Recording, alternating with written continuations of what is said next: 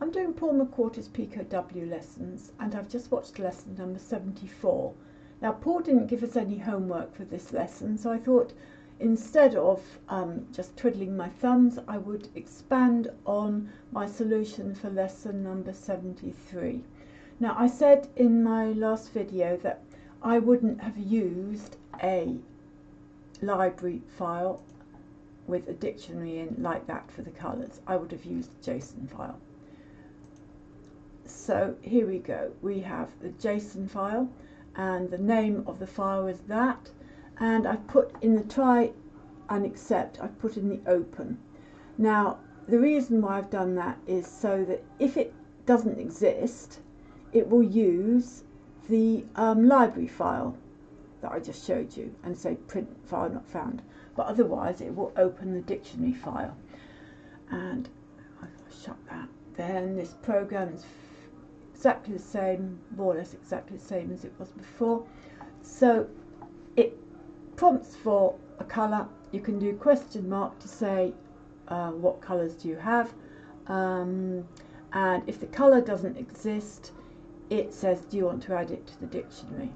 And then at the end of it, if you press stop, it just stops, but if you press Control C, it will prompt you to ask if you want to save the dictionary to the JSON file, and then hopefully next time it will come in. So I will just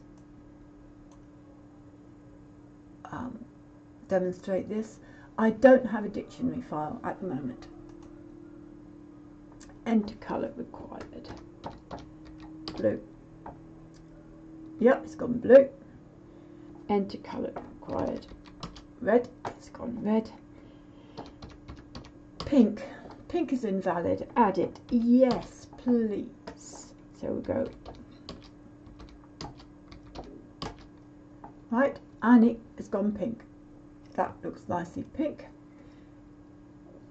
Now, if I go Control C, do you want to save the dictionary? Yes or no? Well, we'll go yes. Right.